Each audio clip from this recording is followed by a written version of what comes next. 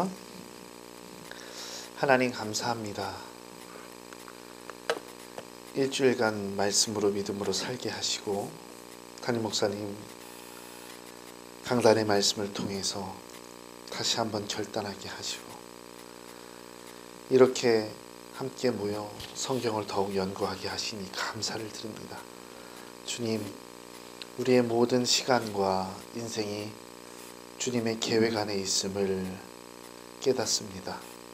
주님, 내 시간이 아니라 주님께서 허락하신 시간 가장 선한 것으로 올려드리게 하여 주시고 하나님께서 칭찬하시는 인생, 사람에게는 모범이 되는 인생 살아가게 하여 주시옵소서. 언제나 우리의 길이 되시고 생명이 되신 예수 그리스도의 이름으로 기도 올리옵나이다. 아멘. 반갑습니다, 여러분. 네, 한 주간 잘 지내셨죠? 네.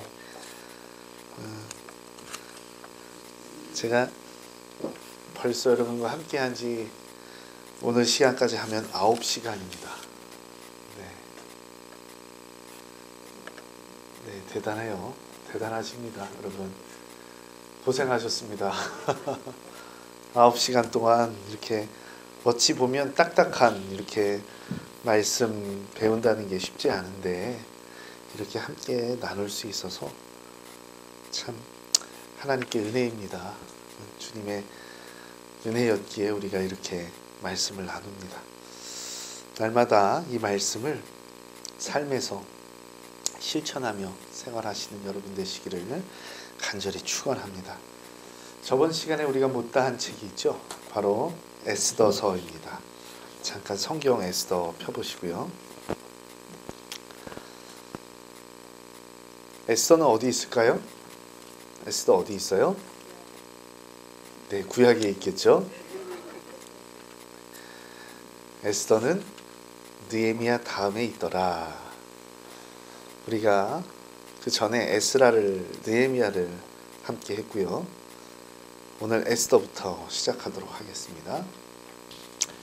에스더 구약 성경 750쪽 보시면은 있습니다. 자, 우리가 구약 성경 중에 유대인들은요, 거룩한 5개의 두루마리 라고 해서 특별히 지정해 놓은 책들이 있거든요. 이게 히브리어로 하메시 메길롯이라고 하는데 이 5개의 두루마리, 5개의 책을 정해서 특정한 날이 있습니다. 이게 유대인의 전통이에요. 자, 5개의 책 뭐가 있을까요? 아가서가 있습니다. 그리고 룻기가 있습니다. 그리고 예레미야, 에가가 있습니다. 그리고 전도서가 있고요. 그리고 우리가 오늘 배울 에스더가 있습니다. 이렇게 5개의 책을 묶어서 메길롯이라고 이야기를 합니다. 그렇다면 이 5개의 책을 왜 정해놨을까요? 왜 5개의 책을 굳이 특별하게 정해서 특별한 날 읽을까요? 여러분, 아가서는요, 유대인들이 6월절에 읽습니다. 룻기는 언제 읽을까요? 룻기는 맥주절에 읽습니다. 그리고 예레미야, 에가는 언제 읽을까요? 성전이 무너진 때를 기념하며 읽습니다.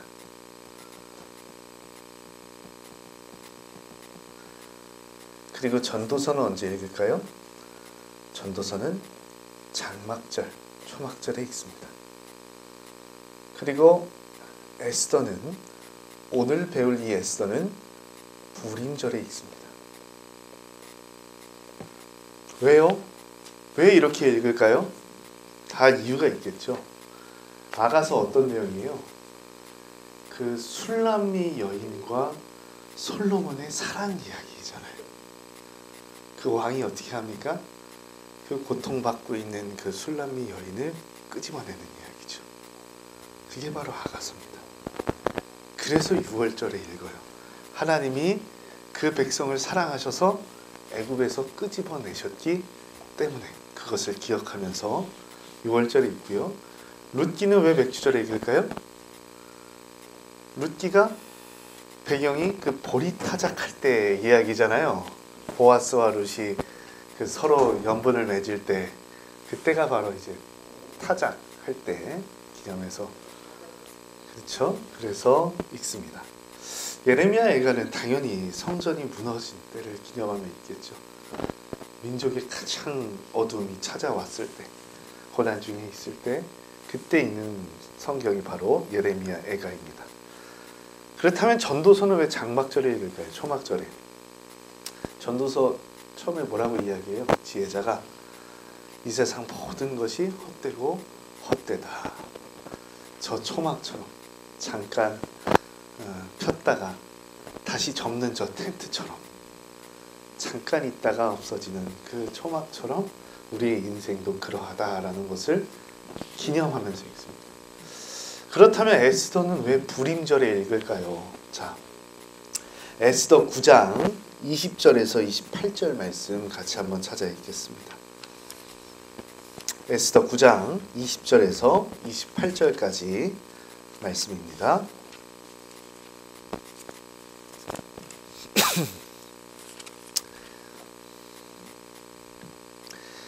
29장 20절에서 28절까지입니다. 한 목소리로 같이 읽어볼게요. 759쪽에 있습니다. 함께 읽습니다. 시작. 모르드게가 이 일을 기록하고 아수르 왕의 각 지방에 있는 모든 유다인에게 원군을 막론하고 그를 보내어 이르기를 해마다 아달월 14일과 15일을 지키라.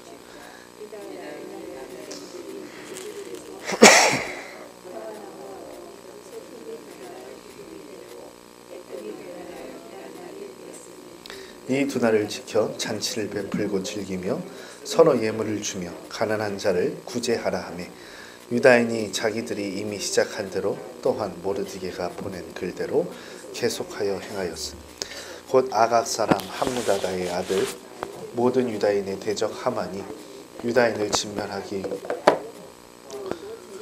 뽑아 멸하려 하였으나 에스더가 왕 앞에 나아감으로 말미암아 왕이 조사를 내려 하만이 유다의 악한 꾀를 그의 머리에 돌려보내어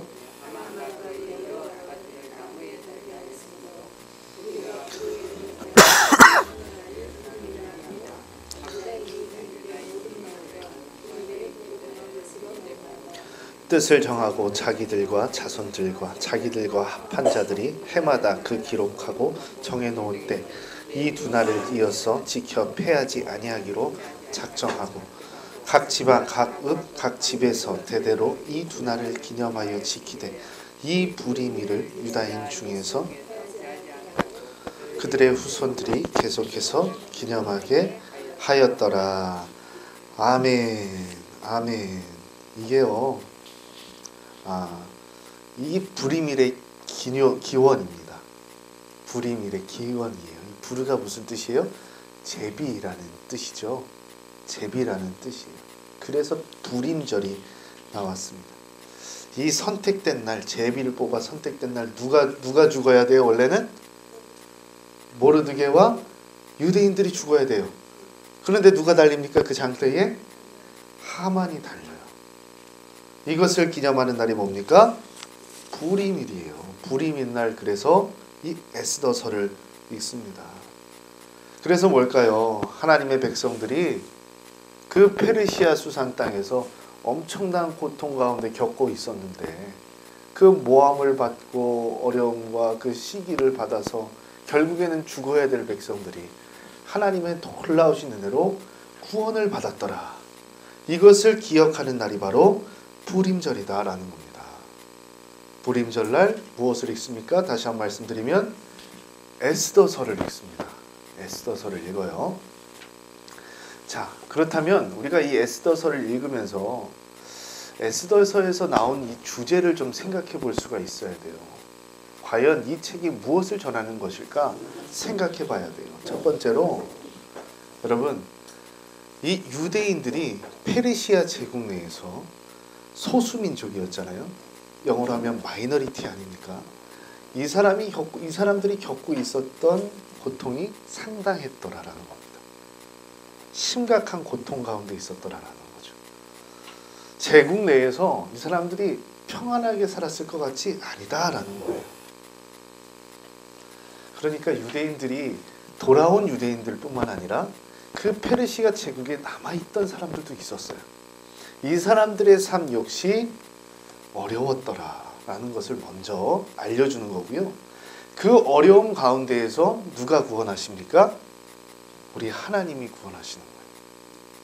하나님이 그 세속에, 그 제국의 한가운데에서 그 하나님의 백성을 구원하시더라라는 겁니다. 이게 첫 번째고요. 두 번째 뭘까요? 에스더서의 주제는요.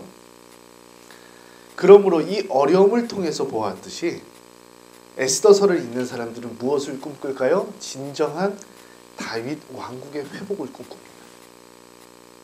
언제 어떻게 어려움이 닥칠 줄 모르는 그 제국의 상황이 아니라 우리가 정말 이 구원하신 하나님으로 말미암아 진정한 다윗 왕국을 꿈꾸게 하는 거예요. 이게 주제입니다. 보호하신 하나님, 꿈꾸게 하시는 하나님. 이게 바로 에스더서를 읽는 우리가 가져야 될 말씀이다라는 겁니다. 자, 에스더서는 이렇게 짧게 하고요. 오늘 교재를 보시기 바랍니다. 에스더에 대해서 이야기를 잠깐 나누고 그 다음 엽기로 넘어가도록 하겠습니다. 교재 178쪽입니다. 에스더에 대해서 설명이 쭉 나와 있는데 함께 읽어보도록 하겠습니다. 178쪽과 179쪽입니다.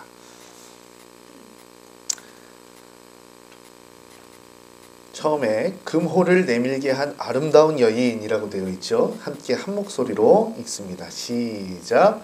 에스더서는 바사왕 아하수에로 왕 크세르크세스 1세 시대 즉 BC 483년 473년에 일어난 사건을 배경으로 하고 있으며 1차 귀환과 2차 귀환 사이에 약 80년 중 10년간 바사에서 있었던 사건이다. 에스더와 그의 사촌 모르드게가 유대 민족 전체를 멸하려는 하만의 음모와 계략을 어떻게 저지하고 민족을 구원하였는지를 보여주며 또한 유대인의 명절 중에 하나인 불임절 기원에 대해서도 말하고 있다. 이 책의 저자가 누구였는가에 대한 논란도 있지만 바사가 헬라 제국에게 멸망당하기 전에 바사에 살았던 민족주의자 혹은 바사 제국의 사정을 훤히 알았던 무명의 유대인이었을 것이라는 학설이 가장 우세하다. 네. 그래서 에스더서의 구조가 나오고요. 자, 보이지 않는 하나님의 손길, 이게 참 중요합니다. 우리 같이 읽어볼게요. 시작. 유대인들을 몰살시키려는 하만의 계획을 무너뜨리고 목을 꺾은 이야기다. 신나는 이야기다. 하나님께서 자신의 백성을 끝까지 지키시고 보호하시고 섭리하시는 사건이다. 비록 하나님이란 이름은 단 한 번도 나오지 않지만 하나님의 백성을 향한 하나님의 섭리와 보호의 손길은 에스더를 통해서 분명히 드러나고 있다.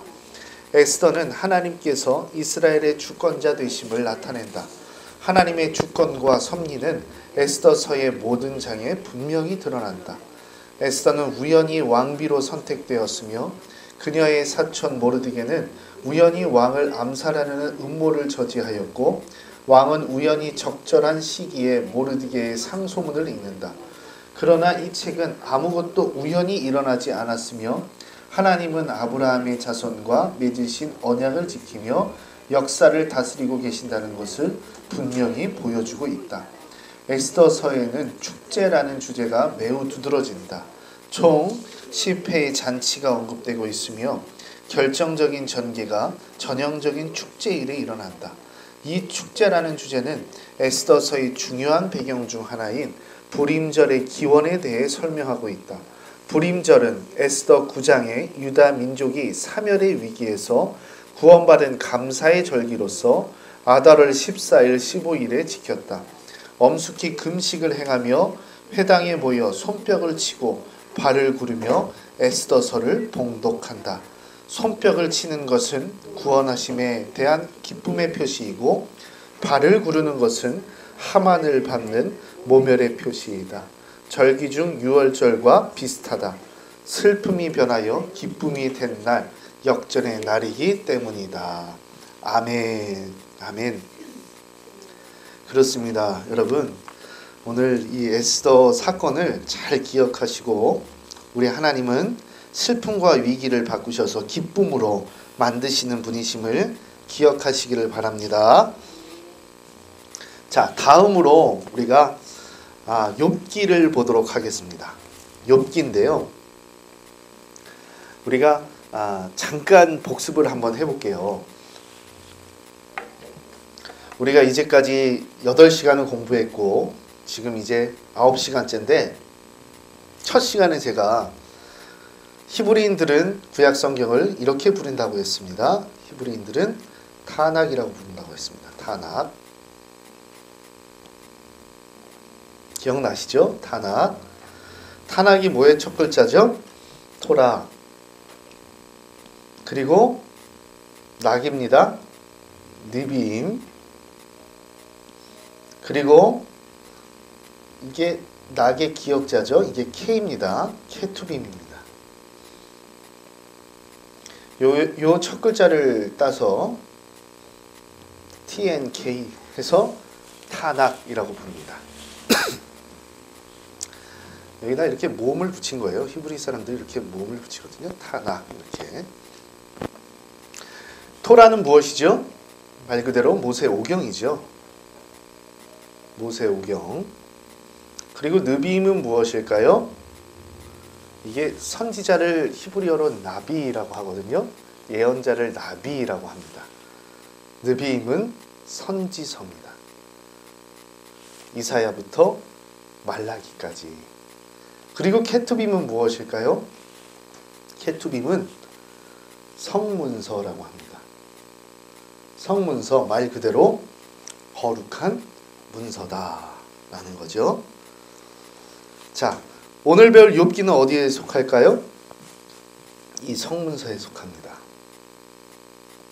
욥기부터 나오는 거예요. 여러분, 성경을 한번 그 첫 장을 한번 펴보세요. 이 색인이 있죠.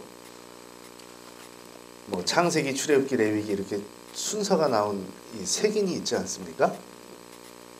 보시면 모세오경이 먼저 나오죠. 창세기, 출애굽기, 레위기, 민수기, 신명기. 그리고 이 모세오경, 신명기의 정신으로 쓰여진 것이 바로 신명기 역사서라고 했습니다. 신명기 역사서 뭐죠? 여호수아, 사사기, 룻기, 사무엘상하, 열왕기상하까지 이게 신명기 역사서입니다. 그리고 그 다음에 뭐가 나오죠? 역대기 역사서가 나옵니다. 역대상하, 에스라, 느헤미야, 에스더. 성경이 이런 식이에요. 이게 토라와 역사서가 나오고요. 그 다음 뭐가 나옵니까? 성문서가 나옵니다. 성문서가. 보세요. 욥기, 시편, 잠언, 전도서, 아가까지. 이게 성문서입니다. 그리고 뭐죠? 이사야부터 쭉 예언서가 나와요. 그리고 마지막에 말라기까지. 이게 선지서입니다. 여러분, 그래서 이제 성경을 보실 때 성경 순서는 이렇게 외우시는 거예요. 아, 성경이 이런 식으로 구성이 되어 있구나. 이런 식으로 성경이 쓰여져 있구나라고 생각을 하시면 됩니다. 자, 이 성문서에는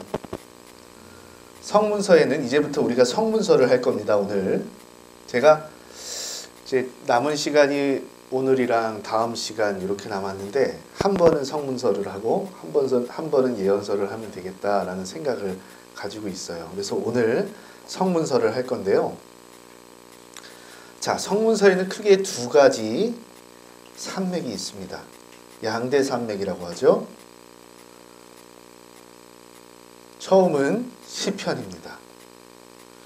시편 우리가 함께 트리니티에서 배우고 있는데 참 방대하잖아요, 양이. 그래서 오늘 이 시간에는 다룰 수가 없습니다. 트리니티를 통해서 여러분 깊게 배우시길 바랍니다. 시편과 또 뭐가 있을까요? 이 욥기, 그리고 잠언, 전도서, 아가, 이걸 다 통틀어서 학자들은 지혜 문학이라고 부릅니다. 이게 첫 번째 산맥이라면 이게 두 번째 산맥입니다. 오늘 배울 것이 바로 지혜 문학입니다. 오늘 여러분과 이 지혜 문학에 대해서 함께 나눌까 합니다. 이 지혜 문학은요, 철저히 우리 일상의 문제를 담고 있습니다. 우리 삶의 문제이죠. 우리 생활의 문제. 그런데 생각해 보면 우리가 일상이 건강해져야 인생이 행복해지죠. 개인이 바로 서야 이 사회가 바로 됩니다. 세상살이가 이게 우리가 정직해야 주의 뜻이, 하나님의 말씀이 이 땅 가운데 새겨지는 거겠죠. 여러분, 이게 성문서에서 말하고 있는 겁니다. 하나님의 사람으로서 우리가 어떻게 살아가야 할지, 하나님의 말씀을 받은 사람으로서 어떻게 살아가야 하는지에 대한 내용이 바로 오늘 말씀이에요. 자, 토라가 아까 전에 토라, 그리고 성문서, 그 다음 예언서라고 했는데, 토라는 뭐예요? 신의 산에서 임하신 그 하나님의 임재와 말씀에 대해서 나누는 거죠. 하나님의 말씀이 토라입니다. 그렇다면 성문서는 뭐냐? 그 하나님 말씀에 대한 인간의 응답입니다. 하나님 말씀에 대한, 하나님의 음성에 대한 인간의 응답을 그리고 있는 것이 바로 성문서다라는 겁니다. 그래서요, 잠언을 보면요, 잠언은 어떻게 지혜를 가르칩니까? 격언을 통해서 가르칩니다. 격언. 전도서는 뭐죠? 전도서는 설교예요. 설교. 욥기는 뭘까요? 논쟁입니다. 논쟁. 이따가 욥기 할 때도 볼 텐데요. 이게 이렇게 해서 이 지혜를 알려주는 거예요. 세상 살아가는 이야기를 이야기하는 겁니다. 어떻게 하나님의 백성으로 살아가야 하는지.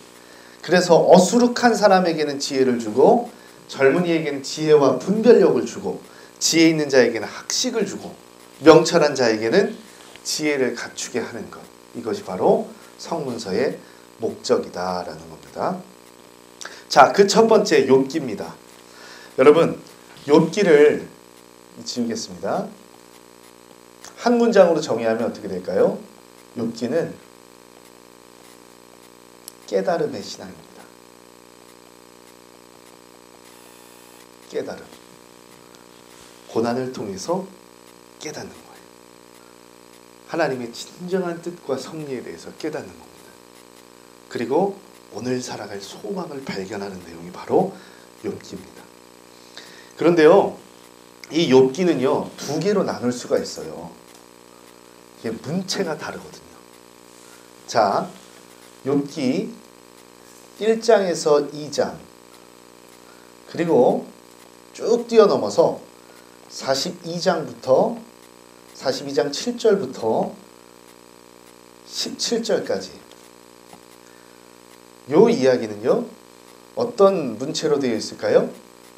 문체가 산문체입니다. 산문이에요. 서사입니다.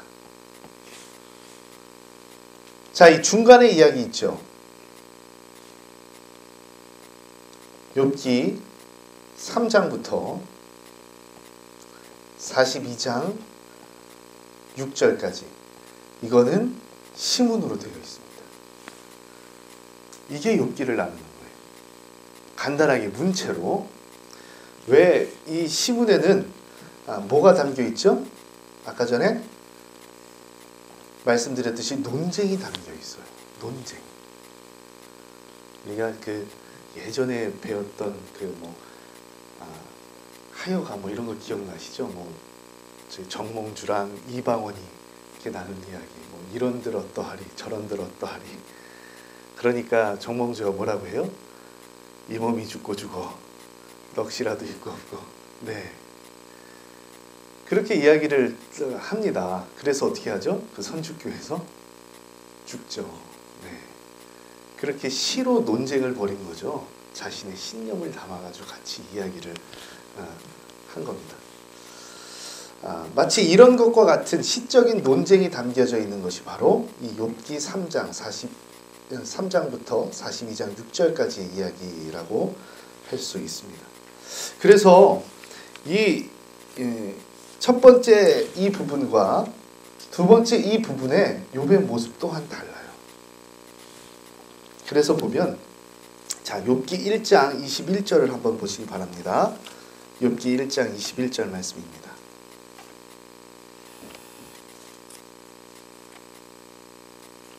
(1장 21절) 말씀 같이 한번 읽어볼게요. 시작. 이르되 내가 모태에서 알몸으로 나왔은즉 또한 알몸으로 그리로 돌아갈지라. 주신 이도 여호와시요 거두신 이도 여호와시니 여호와의 이름이 찬송을 받으시리라 하고, 이 모든 일에 욥이 범죄하지 아니하고 하나님을 향하여 원망하지 아니하니라. 여러분, 주신 자도 여호와시고 거두신 이도 여호와시고 얼마나 위대한 믿음의 고백입니까? 대단하죠. 사실 이 욥이 당한 고난이 이 용광로와 같은 고난인데, 모든 사고와 이상을 다 녹여내는, 감정까지도 녹여내는 고난인데 원망하지 않았더라. 믿음을 지켰더라. 그랬더니 하나님 어떻게 하시죠? 자, 첫 번째 욥의 모습입니다. 42장 10절을 보시기 바랍니다. 욥기 42장 10절입니다. 하나님이 이런 욥을 어떻게 하실까요? 원망하지 않는 욥 어떻게 하실까요? 42장 10절 함께 읽습니다. 시작. 욥이 그의 친구들을 위하여 기도할 때 여호와께서 욥의 곤경을 돌이키시고 여호와께서 욥에게 이전 모든 소유보다 갑절이나 주신지라. 아멘. 하나님께서 이런 욥을 갑절이나 더하시는 놀라운 회복의 역사를 주십니다. 이게 첫 번째 욥입니다. 뒤에 보면 복의 주인공, 회복의 역사를 써내려간 이야기. 그런데 여러분, 문제는요, 이 사이에 끼인 욥이죠. 3장부터 42장 6절까지 나와 있는 욥입니다. 이 욥은요, 첫 번째 욥과 전혀 다른 이야기를 해요. 시련 중에 원망하고 탄식하고 하나님에게까지 대듭니다. 그 쓰라린 삶의 경험 가운데 하나님께 자신의 결백을 주장하는 이 욥을 우리가 볼 수 있어요. 그래서 학자들은 이야기합니다. 욥은 뭐다? 욥은 저항하는 시인이다라고 이야기를 해요. 이게 시문으로 되어 있다 그랬잖아요. 저항하는 시인이다. 하나님께 격렬하게 저항하는 시인이다. 여러분, 여러분의 인생에 대해서 저항해 보셨습니까? 하나님의 그 섭리에 대해서, 그리고 오늘 나에게 처한 운명에 대해서 크게 저항해 보셨어요? 네. 다 우리는 그런 기억을 가지고 있죠. 이게 우리의 솔직한 모습인 거예요. 위대한 시향 뒤에는 뭐가 있어요? 내 격렬한 삶의 모습이 있잖아요. 치열한 삶의 투쟁이 있잖아요. 이게 욥이 이야기하고 있는 이야기입니다. 부당한 것이 있어요. 우리 삶에서 볼 수 있는 불공평한 것들이 있죠. 알 수 없는 고통이 있어요. 여러분, 사실 우리가 욥기를 읽을 때 이 욥의 모습에 집중해야 합니다. 너무 이 첫 번째 욥에만 우리가 주목한 나머지 욥기를 오독할 때가 있어요. 아니거든요. 이게 그래서 이 욥은요, 신정론 아시죠? 왜 하나님이 선하신데 이 악한 세상을 용인하실까라는 문제에 대해서 질문을 합니다. 왜 하나님은 선하시고 선하신데 우리 이 세계가 이렇게 악할까, 이렇게 추악할까라는 문제에 대해서 의문을 제기를 합니다. 하나님 부당합니다 하고 사실은 이 욥이 띠를 띠고 투쟁하는 것과 같아요. 이런 전 이해를 가지고 자, 처음부터 욥기 1장부터 잠깐 한번 보도록 하겠습니다. 여러분, 우스 땅에 욥이라는 사람이 살았대요. 그런데 이 욥을 두고 하나님과 사탄이 내기를 합니다. 그 내용이 어디 있냐? 욥기 1장 9절에서 11절 있습니다. 같이 한번 읽어볼게요. 욥기 1장 9절에서 11절입니다. 시작. 사탄이 여호와께 대답하여 이르되 욥이 어찌 까닭없이 하나님을 경외하리까? 주께서 그와 그의 집과 그의 모든 소유물을 울타리로 두르심 때문이 아니니까. 주께서 그의 손으로 하는 바 복되게 하사 그의 소유물을 이 땅에 넘치게 하셨음입니다. 이제 주의 손을 펴서 그의 모든 소유물을 치소서. 그리하시면 틀림없이 주를 향하여 욕하지 않겠나이까. 사탄이 말하는 거예요. 하나님, 저 욥이 까닭 없이 이유 없이 하나님을 경외하겠습니까? 아닙니다. 하나님께서 사랑해 주시니까, 특별히 사랑해 주시니까 하나님을 섬기는 겁니다. 사실 욥은 하나님을 사랑하는 게 아니라 하나님께서 주신 복을 사랑하는 겁니다. 하나님께서 베푸신 저 물질을 사랑하는 겁니다. 이렇게 참소하는 거예요. 여러분, 사탄은 어떤 존재입니까? 고소하는 거예요. 하나님께 우리의 죄악을 낱낱이 일러 바치는 거예요. 여러분, 법정 가시면 검사 있잖아요. 이게 사실 이 하늘 법정 이야기거든요. 욥이란 그 사람을 두고 사탄이 마치 검사처럼 일러 바치는 거예요. 판사 되신 하나님. 반대로 우리 예수님, 성령님 어떤 분이시죠? 우리를 변호하시는 분이세요. 보혜사라는 뜻이 그렇죠. 이렇게 애둘러 말하는 사람. 그렇죠? 우리의 죄악, 우리의 모자람, 허물을 우리 예수님께서, 우리 성령님께서 변호하고 계신 거예요. 그래서 우리가 이 자리에 나와 있죠. 그렇죠? 이게 놀라운 은혜입니다. 자, 그런데 우리가 여기서 주목해야 될 단어가 까닭없이라는 단어입니다.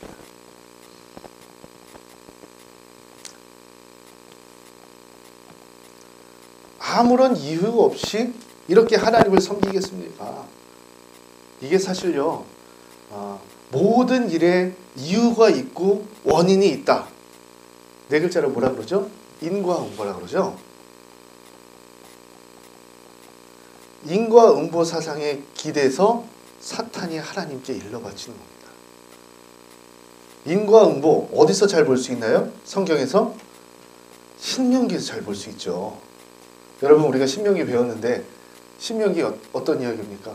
너가 하나님 말씀을 순종하면 복을 주고 하나님 말씀에 불순종하면 어떻게 해요? 저주하겠다. 이 내용이 바로 신명기죠. 그래서 여호수아에게 명령하잖아요. 너는 에발산에서 저주를 선포하고 그리고 그리심산에서 복을 선포하고 너희들은 세겜에 머물러가지고 하나님의 말씀을 그걸 외치라는 거 아닙니까? 그렇죠? 그 이야기예요. 그래서 신명기의 신학을 뭐 전체를 다 인과응보라고 이야기할 수는 없겠지만 가장 두드러진 특징 중에 하나가 바로 인과응보다라는 거예요. 율법을, 말씀을 행하면 복을 받고 행하지 않으면 저주를 받을 것이다. 하지만 우리가 여기서 간과하지 말아야 할 것은 이 말씀을 어떻게 해요? 이 인과응보의 셈법을 사단이 부여잡고 늘어진다는 겁니다. 이게 우리도 마찬가지죠. 여러분, 이 말씀이라는 거, 이 설교라는 것도 사실 우리 목사들이 설교를 하지 않습니까? 말씀을 전하지 않습니까? 이게 정해진 시간에 정해진 장소에서 하는 거예요. 하나님께 들은 음성을 가지고 정해진 예배 시간 안에서 그 교회 공동체 안에서 주신 말씀을 선포하는 겁니다. 우리 목사들도 함부로 이 말씀을 남용해서는 안 돼요. 우리가 일상생활 가운데 어떻게 합니까? 말씀에 이렇게 적혀있는데 왜 당신 이거 뭐냐고, 당신 왜 이렇게 안 하냐고 이렇게 할 때가 있잖아요. 이거 누가 하는 짓이다? 사탄이 하는 짓이다. 함부로 말씀드리면 안 된다는 거예요. 우리 사도 바울 선생님도 이야기했잖아요. 율법은 뭐다? 사람을 죽인다. 하지만 은혜는 뭐죠? 사람을 살린다. 율법 안에서 의롭다함을 얻으려는 자 뭐예요? 율법 안에서 내가 인정받고 싶은 사람, 그리스도에게서 끊어지고 은혜에게서 떨어진 자다라고 이야기를 하시죠. 여러분, 삶에서 그래서 우리가 먼저 은혜로 다가가야 합니다. 왜죠? 내가 용서받은 사람이니까, 은혜 입은 사람이니까. 먼저 은혜로 다가가신 여러분 되시길 바랍니다. 그래서 우리가 뭐 했어야 하는데, 뭐 해야 되는데, 이게 제가 자주 듣는 말이어서 이렇게 말씀 드리는 게 아니에요. 저희 와이프가 뭐가 안 돼 있으면은 그렇게 하라 그랬잖아 이렇게 얘기를 해요. 아니, 제가 사실은 그 말씀에 순종을 해야 되는데 그렇지 못할 때가 있습니다. 이게 뭘 했어야 하는데, 뭘 해야 되는데 자꾸 이렇게 율법적으로 이렇게 다가서면요, 모든 우리의 삶이라는 게 후회가 돼버립니다. 사실 그렇잖아요. 우리가 사춘기 때 조금 더 열심히 공부했으면, 그렇죠? 내가 그때 잘했으면, 했었어야 했는데, 이렇게 율법으로 뭔가 내 삶을 다가가지 마세요. 이만큼 온 것도 뭐예요? 주님의 은혜다. 아멘. 네. 그 주님의 은혜 가지고 살아가시는 여러분 되시길 바랍니다. 여러분, 나중 되면 욥이 어떤 일까지 당합니까? 자, 2장 5절에서 9절 말씀 같이 한번 읽습니다. 욥기 2장 5절에서 9절 말씀입니다. 우리 같이 읽겠습니다. 시작. 이제 주의 손을 펴서 그의 뼈와 살을 치소서. 그리하시면 틀림없이 주를 향하여 욕하지 아니하리이까. 여호와께서 사탄에게 이르시되 내가 그를 내 손에 맡기노라. 다만 그의 생명은 해하지 말지니라. 사탄이 이에 여호와 앞에서 물러가서 욥을 쳐서 그의 발바닥에서 정수리까지 종기가 나게 한지라. 욥이 제 가운데 앉아서 질그릇 조각을 가져다가 몸을 긋고 있더니 그의 아내가 그에게 이르되 당신이 그래도 자기의 온전함을 굳게 지키느냐. 하나님을 욕하고 죽으라. 여러분, 욥이 뭐죠? 완전히 버려진 겁니다. 이게 참 성경의 표현이 좀 무섭지 않아요? 발바닥에서 정수리까지 종기가 났더라. 그래서 기왓장으로 퍽퍽 긋고 있더라. 이 모습을 누가 봅니까? 아내가 봐요. 하나님을 욕하고 죽으라. 가장 가까운 사람에게도 버림을 받은 욥을 볼 수가 있습니다. 그래서요, 여러분, 새 친구가 욥을 찾아오거든요. 12절부터 13절입니다. 우리 같이 한번 읽어볼게요. 12절 13절 시작. 눈을 들어 멀리 보매 그가 욥인 줄 알기 어렵게 되었으므로 그들이 일제히 소리질러 울며 티끌을 날려 자기 머리에 뿌리고 7일 동안 그와 함께 땅에 앉았으나 욥의 고통이 심함을 보므로 그에게 한마디도 말하는 자가 없었더라. 이게 꼴을 보니까 말문이 막히는 거죠. 고난당하는 친구를 보니까, 이 비참한 모습을 보니까 뭐 말을 할 수가 없는 거예요. 여러분, 이게 욥기의 서막입니다. 이제 무대의 배경이 딱 조명이 꺼지고 이제 욥 한 사람에게 스포트라이트가 착 비춰지는 거예요. 그리고 욥기 3장 1절에서 3절입니다. 우리 같이 한번 읽어볼게요. 시작. 그 후에 욥이 입을 열어 자기의 생일을 저주하니 욥이 입을 열어 이르되 내가 난 날에 멸망하였더라면 사내 아이를 베었다 하던 그 밤도 그러하였더라면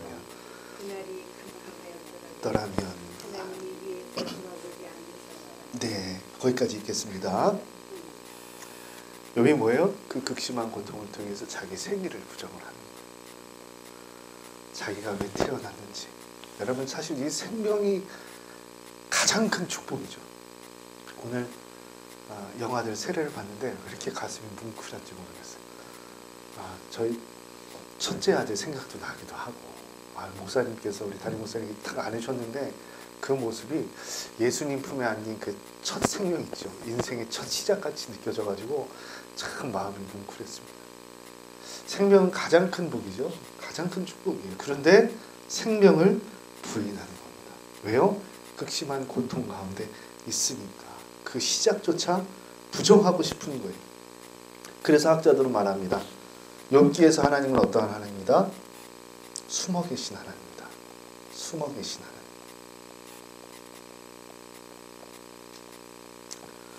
찾을래야 숨바꼭질 해보셨죠? 열심히 아이들과 이렇게 막 숨바꼭질 해보면 정말 잘 숨는 녀석들이 있어요. 찾을래야 찾을 수 없는, 그렇죠? 내 인생 가운데 곳곳을 돌아봐도 찾을 수 없는 그 하나님, 그 하나님에 대한 이야기가 바로 욥기의 이야기입니다. 욥기의 하나님은 숨어 계신 하나님입니다. 여러분, 단테의 신곡에서 이런 이야기가 있잖아요. 지옥에 이런 문장이 가장 먼저 쓰여졌다 그러죠. 내 문을 지나는 자여 모든 희망을 버려라 라는 문구가 지옥 문 앞에 있어요. 지옥은 어떤 곳입니까? 희망이 없는 곳이에요. 희망이 없는, 내일이 없는 것, 기대가 없는 것. 욥의 상황이 이렇더라라는 거예요. 이 땅에서 더는 살 용기가 없는 겁니다. 그렇게 욥은 뭐냐? 단순히 개인이 아니라 욥은 고통받고 있는 사람들입니다. 받는 사람을 대변합니다. 이 세상에 모든 고통받고 있는 사람들, 삶에 질문을 던지고 있는 사람들, 의문을 던지고 있는 사람들이 바로 욥이다라는 겁니다. 자, 그래서요, 우리 교재 보시면 이제부터 본격적으로 막 욥이 논쟁을 하거든요. 시간이 조금 지나서 그거에 대해서 자세하게 볼 수는 없고요. 보시면 182쪽에 이게 정리가 되어 있습니다. 180쪽, 182쪽 보시면 총 첫 번째 논쟁, 두 번째 논쟁, 세 번째 논쟁이 있어요. 보시면 여기 같이 한번 그냥 쭉 한번 읽어볼게요. 첫 번째 논쟁 182쪽 보겠습니다. 182쪽 욥기 3장에서 37장입니다. 같이 한번 읽습니다. 가 첫 번째 논쟁부터 시작. 가 첫 번째 논쟁. 엘리바스와 욥. 의로운 행위는 복을 가져오지만 죄는 고통을 가져온다. 빌닷과 욥. 하나님은 의로우시며 욥은 죄를 범했다. 소발과 욥. 하나님은 두려운 분이며 전능자이심으로 회개해야 된다. 두 번째 논쟁입니다.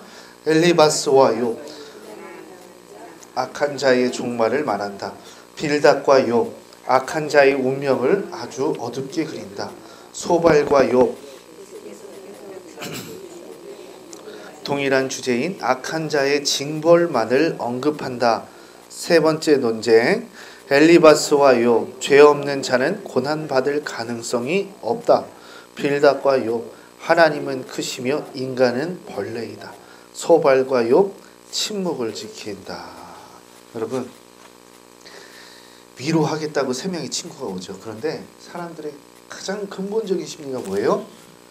고통을 보면서, 저 어려움을 보면서 원인을 밝혀내고 싶어하는 심리가 있어요. 우리가 고난을 보면서, 고통당하는 사람을 보면서 이유를 찾잖아요. 저 사람 왜 저럴까? 뭐가 문제일까? 그래서요, 이 세 명의 친구가 욥을 해결해 주기 위해서 욥에게 이야기를 하고 있는 겁니다.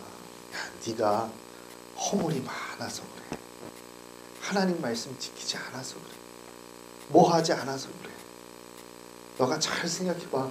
회개하지 않는 뭔가의 죄가 있을걸? 끝까지 이런 이유를 찾습니다. 이게 고통을 대하는 대부분 사람들의 방식이에요. 뭔가 원인을 찾아내고 싶어하는. 그래서요, 이 욥기가 참 재밌는 게 이 방대한 분량의 이 내용을 이 원인을 찾는 데에서 이게 투자를 하고 있어요. 사실 옛날 책들 보면 양 잡아가지고 양피지에다 쓴 거 아닙니까?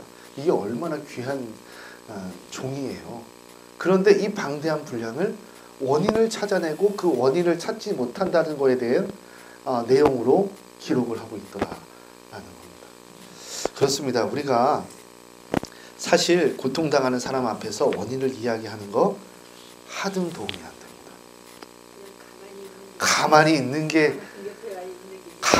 게 위로예요. 그게 지혜입니다. 사실은 그걸 역설적으로 이야기하고 있는 겁니다. 욥기에서. 자, 욥기 19장 1절에서 7절 한번 찾아볼게요. 욥이 어떤 감정이었을까라는 거죠. 정답을 이야기하는 사람 앞에서 욥이 어떤 마음이었을까? 자, 욥기 19장 1절에서 7절입니다. 함께 읽습니다. 시작. 욥이 대답하여 이르되 너희가 내 마음을 괴롭히며 말로 나를 짓부수기를 어느 때까지 하겠느냐. 너희가 10번이나 나를 학대하고도 부끄러워하지 아니하는구나. 비록 내게 허물이 있다 할지라도 그 허물이 내게만 있느냐. 너희가 참으로 나를 향하여 자만하며 내게 수치스러운 행위가 있다고 증언하려면 하려니와 하나님이 나를 억울하게 하시고 자기 그물로 나를 애워싸신 줄을 알아야 할지니라. 내가 폭행을 당한다고 부르짖으나 응답이 없고 도움을 간구하였으나 정의가 없구나. 참 이게 욥의 심정입니다. 우리가 뭐예요? 참 없는 사람한테 강하죠. 그렇죠? 모자란 사람에게 참 우리가 강해요. 해답을 주고 싶고 막 정답을 막 내려주고 싶고 나 같으면 안 그래 막 이렇게 이야기하고 결국 고통받는 사람에게 더 큰 짐을 얹어주는. 자, 욥기 28장 12절에서 14절 우리 같이 한번 찾아서 읽겠습니다. 욥기 28장 12절에서 14절입니다. 같이 한번 읽습니다. 시작. 그러나 지혜는 어디서 얻으며 명철이 있는 곳은 어디? 그 길을 사람이 알지 못하나니 사람 사는 땅에서는 찾을 수 없구나. 깊은 물이 이르기를 내 속에 있지 아니하다. 바다가 이르기를 나와 함께 있지 아니하다 하느니라. 아멘. 욥이 처한 상황이 이렇다는 거예요. 첫 번째 뭐가 없습니까? 정의가 없어요. 아까 전에 욥기 19장 7절에서 7절 말씀 보면 정의가 없습니다. 그리고 뭐가 없어요? 28장 12절 14절 지혜가 없습니다. 욥기의 저자는요, 인간의 모든 고통을 여기서 찾는 거예요. 정의가 없음, 정의의 부재, 그리고 지혜의 상실에서 보는 거예요. 생각해 보세요. 우리 인간 사이에 겪는 모든 고통이 다 여기에 포함되어 있지 않습니까? 정의가 없는 것, 지혜가 없는 것, 부당한 것, 무지한 것에 사실 고통이 와요. 지혜가 없으면 뭐예요? 이 문제에 대해서 타개할 방안이 없는 거죠. 정의가 없으면 뭐예요? 계속 부당한 거예요. 억울한 거예요. 내 정당함을 입증해 줄 사람이 없는 겁니다. 그래서요, 여러분, 이 인과응보의 법칙으로 따지면 나는 무조건 잘 돼야 됩니다. 욥은 잘 돼야 됩니다. 그게 정의입니다. 그런데 현실은 예외더라라는 거죠. 우리가 만나는 수만 가지 고통도 마찬가지일 수 있다라는 것을 욥기의 저자는 이야기하는 겁니다. 잘 안 되는 케이스도 있더라라는 거예요. 그렇게 우리가요, 삶의 수수께끼를요, 이게 이 땅의 논리로 막 풀어보려고 막 노력해서는 안 됩니다. 이 구약학자 중에 테리엔이라는 사람이 있거든요. 이 사람이 이렇게 이야기를 했습니다. 이 세 친구들의 이야기를 보면서 그는 이렇게 정의를 했어요. 그들이 옹호한 것은 하나님이 아니다. 그들 자신의 안전이었다. 안전이었대요. 내 세계가 깨질까봐. 이 땅에서 내가 쌓아놓은 세계가 깨질까봐. 그래서 욥을 정죄할 때 그들이 부여잡은 건 자신들의 오만이었으며 하나님의 주권을 거론할 때 그들이 드러낸 것은 결국 자신들의 죄였다. 여러분, 하나님을 이야기하면서 자기의 모난 부분을 이야기했더라라는 거예요. 그래서 중요한 게 여러분, 이 세 친구들 다음에 등장하는 인물이 중요합니다. 바로 엘리후라는 사람이에요. 엘리후. 이 엘리후는요, 이 세 친구들 엘리바스, 빌닷, 소발과 달리 젊은 사람이에요. 젊은 사람, 청년. 이 엘리후의 연설이 32장부터 37장까지 이어지는데요. 고통을 바라보는 시각 자체가 달라요. 왜 욥기의 저자가 이 엘리후를 청년, 젊은이로 언급을 했을까? 여러분, 인생이라는 건요, 막 많이 산다고 해서 알아지는 게 아닌 것 같아요. 그렇죠? 하나님의 지혜라는 건 그런 것 같다는 생각이 조금 들어요. 어린아이, 오늘 담임 목사님 설교를 통해서도 이야기하셨죠. 그 어린아이의 순전함이 사실은 하나님과 예수님과 가장 닮아 있을 수도 있습니다. 이걸 이야기하고 있는 거거든요, 욥기의 저자는. 그래서요, 엘리후의 주장을 요약을 하면 이렇습니다. 자, 35장 5절에서 8절 같이 한번 읽도록 하겠습니다. 엘리후의 말입니다. 자, 35장 5절에서 8절 같이 읽습니다. 시작. 그대는 하늘을 우러러보라. 그대보다 높이 뜬 구름을 바라보라. 그대가 범죄한들 하나님께 무슨 영향이 있겠으며 그대의 악행이 가득한들 하나님께 무슨 상관이 있겠으며 그대가 의로운들 하나님께 무엇을 드리겠으며 그가 그대의 손에서 무엇을 받으시겠느냐. 그대의 악은 그대와 같은 사람에게나 있는 것이요 그대의 공의는 어떤 인생에게도 있느니라. 이게 무슨 말이에요? 이 땅의 것이라는 거예요. 지금까지의 논쟁들이 이 땅의 것을 가지고 논쟁을 했다는 거예요. 엘리후의 말은 뭐예요? 주장은 내 위에 그대보다 높이 뜬 구름을 바라보라. 하늘을 바라보라라는 거예요. 하늘을 바라보라. 여러분, 우리 이 땅의 것만 바라보면 어떻게 돼요? 고통스러운 현실만 바라보면 답이 나오지 않아요. 여전히 잘잘못을 논하고 있고 여전히 실패와 그 고통을 반복하고 있고 어딜 바라봐야 됩니까? 고통스러운 현실이 아니라 이 땅이 아니라 하늘을 바라보라. 그대보다 높이 뜬 구름을 바라보라. 이게 중요한 거예요. 엘리후의 첫 번째 주장입니다. 자, 두 번째 36장 20절에서 21절입니다. 36장 20절에서 21절 같이 한번 읽어볼까요? 시작. 그대는 밤을 사모하지 말라. 인생들이 밤에 그들이 있는 곳에서 끌려가느니라. 삼가 악으로 치우치지 말라. 그대가 환난보다 이것을 택하였느니라. 그대는 뭐를 사모하지 말래요? 밤을 사모하지 말라. 밤을 택하지 말라. 저는요 이 글을 읽으면서 우리 광림교회 그 적극적인 신앙이 떠올랐습니다. 이게 사실 우리의 환경이 어두우면 어두울수록 밤을 택하게 되거든요. 그렇죠? 어둠을 택하게 되거든요. 이 성경을요, 이 36장 21절을 세번역 성경이 아주 기가 막히게 번역을 했습니다. 세번역 성경입니다. 제가 읽어드릴게요. 악한 마음을 품지 않도록 조심하십시오. 어른께서는 비록 지금 고통 중에 있습니다만 이 고통이 어른을 악한 길로 빠지지 않도록 지켜줄 것입니다. 라고 말합니다. 뭐예요? 고통마저도 하나님의 시각에서 보면 바른 인생길의 가이드라인이 된다는 겁니다. 고통이 뭐예요? 가이드라인이다. 안내선이다. 하나님께로 향하게 되는 안내선이다라는 거예요. 이 엘리후라는 사람만이 참 이 고통에 대해서 제대로 된 시각을 가지고 있는 거예요. 그런데 재밌는 게 빌닷, 소바, 엘리바스 다 히브리식 이름이 아니거든요. 이 엘리후만 히브리식 이름입니다. 히브리 이름이에요. 뜻이 뭘까요? 그가 나의 하나님이다.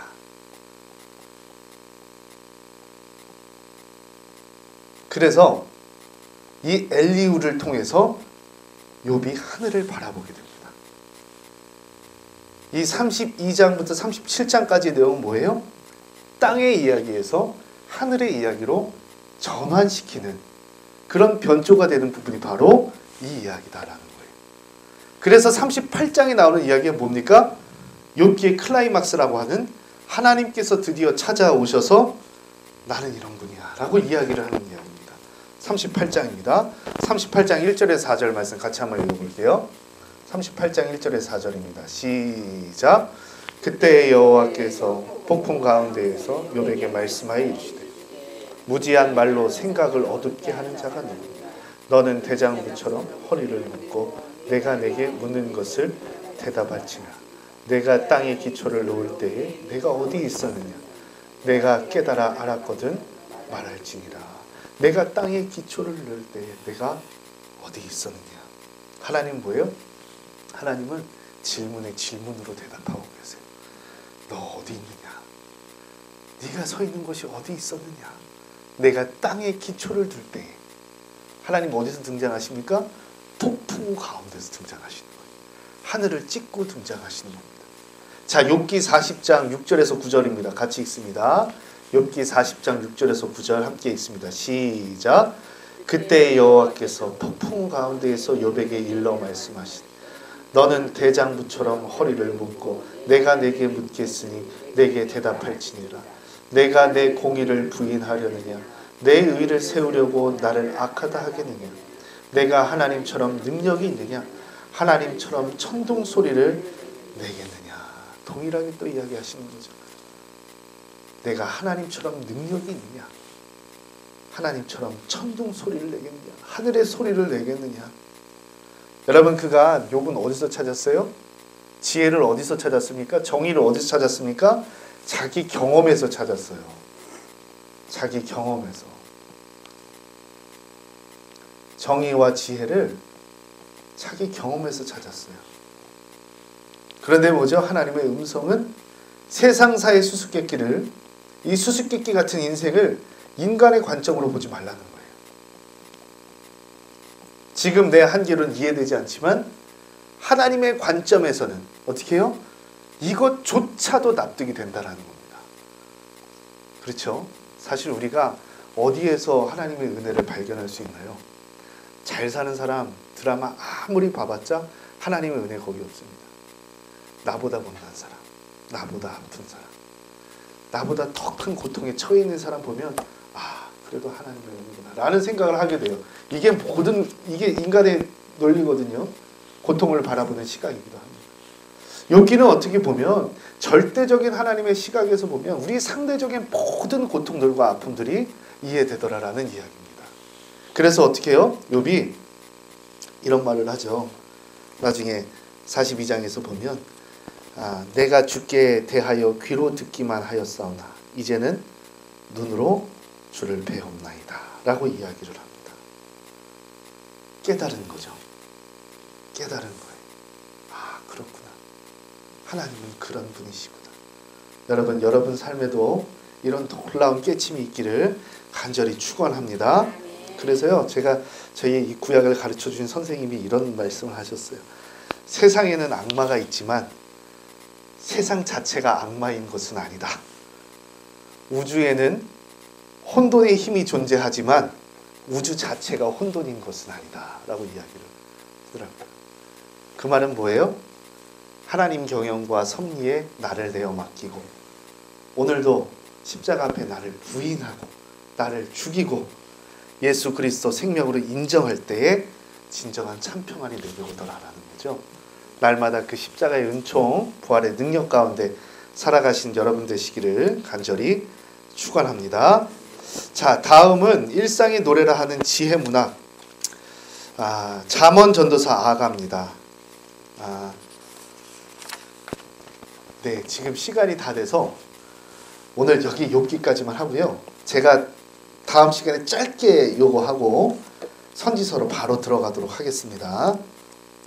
여러분 수고하셨습니다. 기도하겠습니다. 하나님 감사합니다. 주님 붙잡아 주셔서 고되고 어려운 세상살이에서 그럼에도 불구하고 하나님께서 섭리하시고 고된 광야와 사막과 같은 인생 속에서 내 인생 이끌어 가신다는 그 사실 끝까지 붙잡을 수 있는 우리 되게 하여 주시옵소서. 고통과 고난 가운데 있을지라도 원인 찾지 않도록 주님 인도하시고 책임 소재 묻지 않도록 주님 인도하셔서 오로지 지금 이 시간부터 성령의 인도하심 따라 걸어가는 우리 되게 하여 주시옵소서. 그리할 때에 고난을 참 풍요로 만드시고 고통을 부여로 만드시는 그 예수 그리스도의 생명 경험하는 우리 되게 하여 주시옵소서. 살아계시고 역사하신 예수 그리스도의 이름으로 기도 올리옵나이다. 아멘.